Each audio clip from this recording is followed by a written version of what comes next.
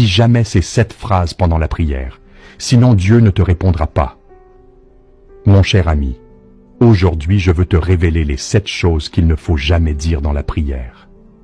Si tu les évites, tu verras Dieu te répondre d'une manière extraordinaire.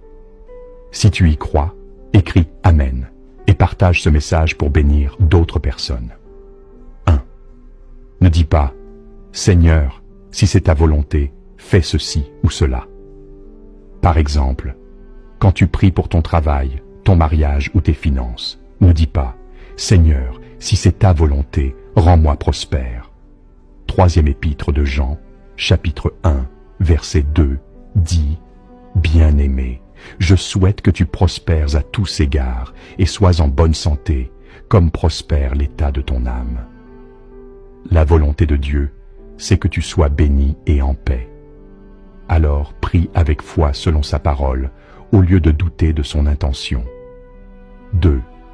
Ne dis pas « Seigneur, je suis un pécheur, je ne mérite pas ta bénédiction. » 2e épître aux Corinthiens, chapitre 5, verset 21 dit « Celui qui n'a point connu le péché, il l'a fait devenir péché pour nous, afin que nous devenions en lui justice de Dieu. » En Jésus-Christ, tu es pardonné et justifié. Ne prie plus comme un esclave coupable, mais comme un enfant réconcilié et aimé. 3.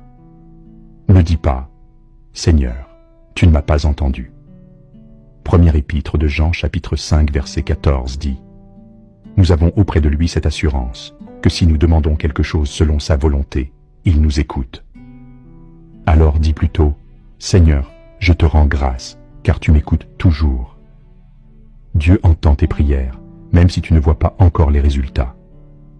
4. Ne dis pas « Pourquoi mets-tu tant de temps à répondre ?»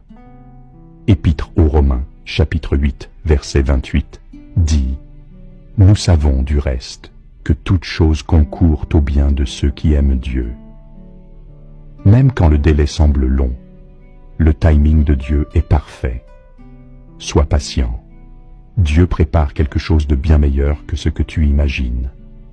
5. Ne dis pas « Dieu, tu m'as abandonné. » 2e épître aux Corinthiens, chapitre 5, verset 7, dit « Car nous marchons par la foi et non par la vue. » Même si tu ne ressens pas la présence de Dieu, il agit toujours. Tu dois avoir foi en lui et lui faire confiance. 6. Ne dis pas « Seigneur, si tu ne m'aides pas, je me débrouillerai seul. » Dans le livre